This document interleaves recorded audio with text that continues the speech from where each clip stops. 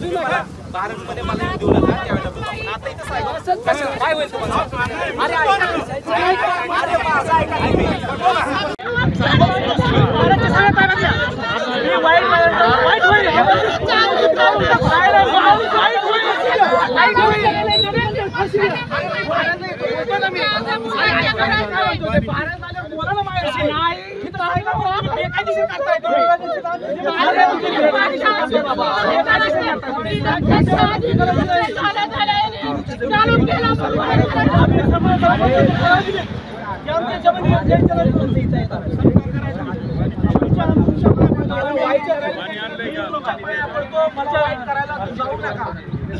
मला तुमचं वाईट करायला लावू नका. मी तुमच्या पाया पडतो.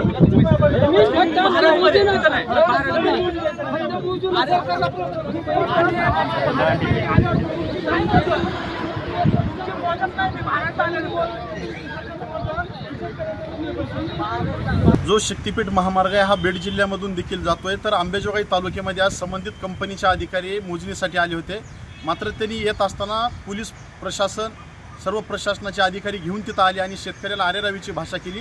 या घटनेचा मी शेतकरी कामगार पक्षाच्या वतीने निषेध करतो आणि तुम्ही जर सरकार जर या जमिनी शेतकऱ्याच्या बळजुबरीने घेणार असेल तर या शेतकऱ्याच्या पाठीशी शेतकरी कामगार पक्ष उभा आहे।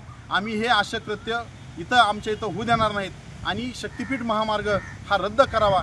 कुणाचीही मागणी नसताना आमच्यावर बळच शक्तीपीठ महामार्ग कशासाठी लादला चाललाय हे आम्हाला सरकारने एकदा स्पष्ट करून सांगावं। आमच्या कवडीमोल भावाने गेलेल्या जमिनी आम्हाला वापस मिळणार नाहीत, म्हणून आम्ही इथला बीड जिल्ह्यातला शेतकरी, मराठवाड्यातला शेतकरी आणि समस्त ज्या शेतकऱ्याच्या जमिनी जाणार आहेत ती शेतकरी जमिनी द्यायला तयार नाही, मात्र आमच्या जमिनीही बळजबरीने घेतल्या चाललेल्या आहेत। म्हणून आम्ही या घटनेचा निषेध करतो आणि येणाऱ्या काळामध्ये जर सरकार आमच्या लेखी पत्रावर, आमच्या निवेदनावर, आमच्या सांगण्यावर जर ऐकणार नसेल तर आम्ही तीव्र स्वरूपाचं आंदोलन शेतकरी कामगार पक्षाच्या वतीनं या सरकारच्या विरोधामध्ये आम्ही करण्याच्या तयारीत आहे।